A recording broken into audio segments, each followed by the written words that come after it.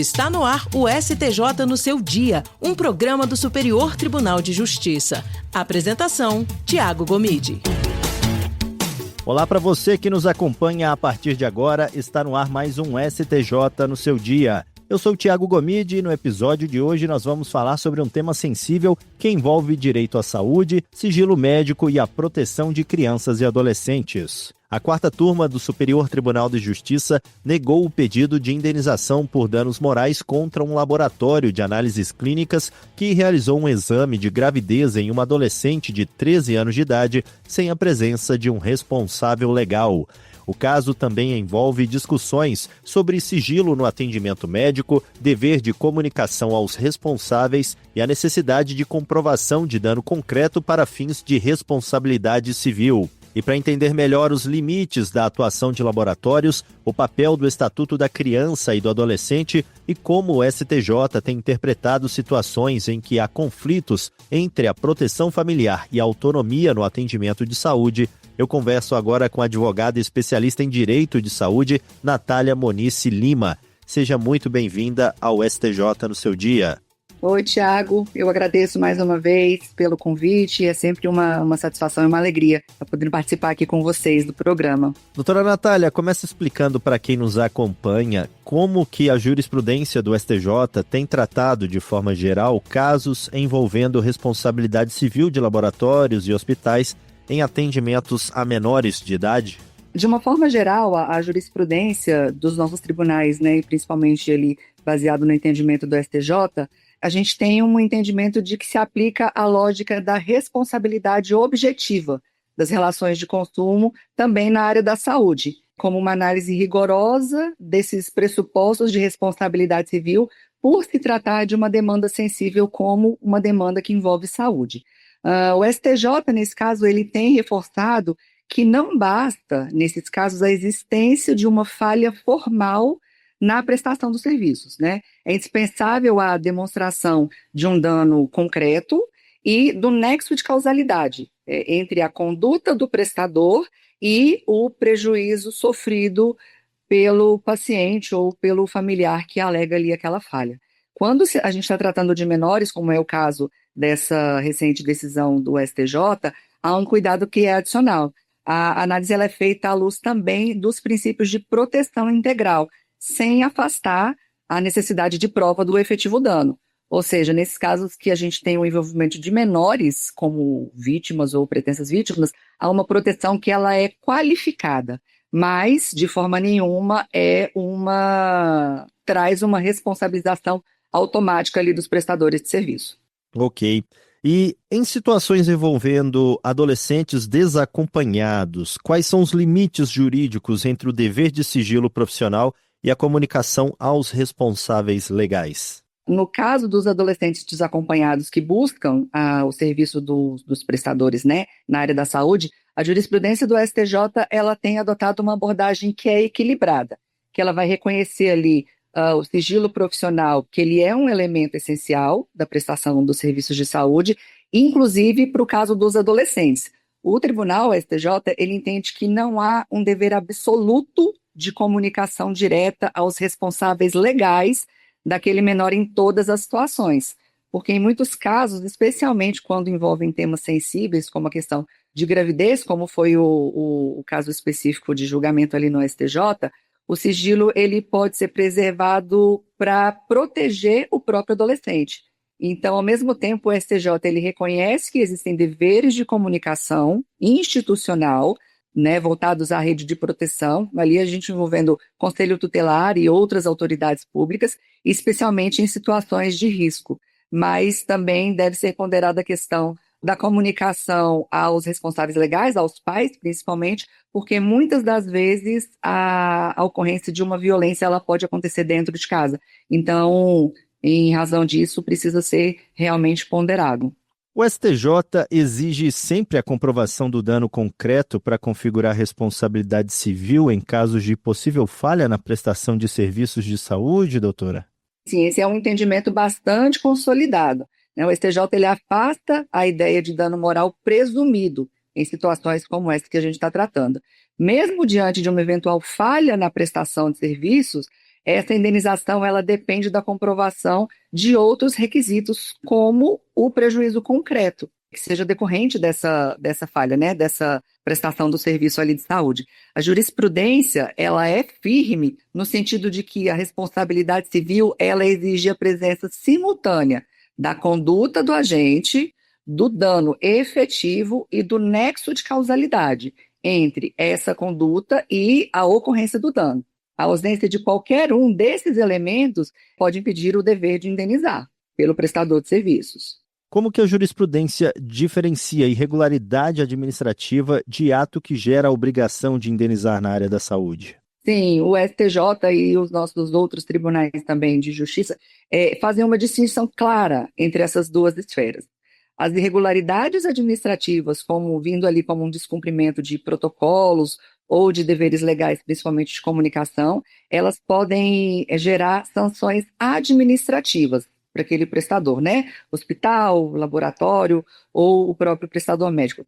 Mas não geram automaticamente uma responsabilidade civil com um dever de indenizar. Para que haja a obrigação de indenizar, é necessário demonstrar que essa irregularidade, por exemplo, na falha da comunicação, ela causou um dano efetivo ao paciente. Sem a comprovação desse dano efetivo, esse prestador ele não terá o dever de reparação. E em que hipóteses o sigilo médico pode ser relativizado quando envolve crianças e adolescentes? A gente precisa ter em mente que o sigilo médico ele não é absoluto. E o STJ ele reconhece hipóteses específicas de relativização desse sigilo, né? Isso vai ocorrer principalmente quando há o risco à vida ou à integridade psicológica e física ou física do menor, quando existem indícios de violência ou de abuso.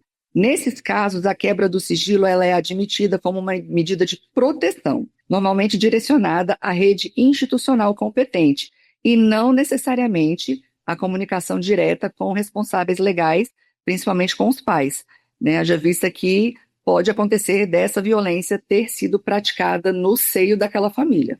E qual o entendimento do STJ sobre a autonomia progressiva de adolescentes no acesso a serviços de saúde? O STJ ele reconhece o princípio da autonomia progressiva do adolescente, que ele vai decorrer ali da própria evolução do sistema de proteção integral. E aí o que isso significa? Significa que, à medida que o adolescente ele demonstra uma capacidade de compreensão e discernimento, né, no desenvolver da sua vida, da sua idade, a sua vontade ela deve ser considerada nas decisões relacionadas à sua saúde. E aí, nesse sentido, a jurisprudência admite, inclusive, o atendimento de adolescentes desacompanhados, desde que haja respeito às normas éticas e às diretrizes de proteção. O Código de Ética Médica e o Estatuto da Criança e do Adolescente, eles são aplicados de forma conjunta nesses casos? Como é que funciona? Como é que se dá essa interpretação? Sim, essas duas normas de extrema importância, elas são aplicadas de uma forma sistêmica na interpretação desses casos. O Estatuto da Criança e do Adolescente, ele estabelece a proteção integral, reconhecendo o menor como um sujeito de direitos, com respeito à dignidade, privacidade e ao desenvolvimento saudável desse menor. Já o Código de Ética Médica, ele vai assegurar o sigilo profissional e a confidencialidade das informações de saúde que forem prestadas nesse atendimento. O tribunal ele vem, então, de uma certa forma, harmonizar essas duas normas, entendendo que o sigilo ele pode ser um instrumento de proteção do adolescente e não um obstáculo, devendo ser relativizado apenas em situações que são excepcionais. E como que o STJ avalia a responsabilidade de estabelecimentos de saúde diante de possíveis omissões nessa comunicação de informações sensíveis? A análise ela é feita de uma forma concreta, no caso a caso. O STJ ele vai verificar se a omissão, né, desse serviço de saúde teve um impacto real na saúde ou na integridade do paciente. Se não houver uma demonstração de um prejuízo efetivo, a tendência é de afastar a responsabilidade civil e a obrigação de indenizar desse prestador.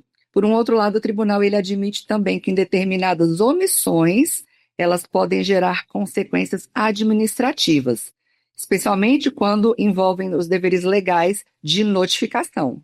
Não necessariamente aos responsáveis legais, mas à rede de proteção do menor, né, do adolescente ou da criança. E há precedentes no STJ que tratam da responsabilidade civil em situações de conflito entre proteção familiar e direito fundamental à saúde? Sim, esse é um tema de extrema relevância na jurisprudência mais recente dos nossos tribunais, principalmente ali do STJ. O STJ ele vai reconhecer que, por exemplo, em determinadas situações, o direito fundamental à saúde ele pode prevalecer sobre a intervenção familiar imediata, especialmente, como a gente falou lá atrás, quando há um risco de que essa exigência de participação dos responsáveis impeça o acesso ao atendimento.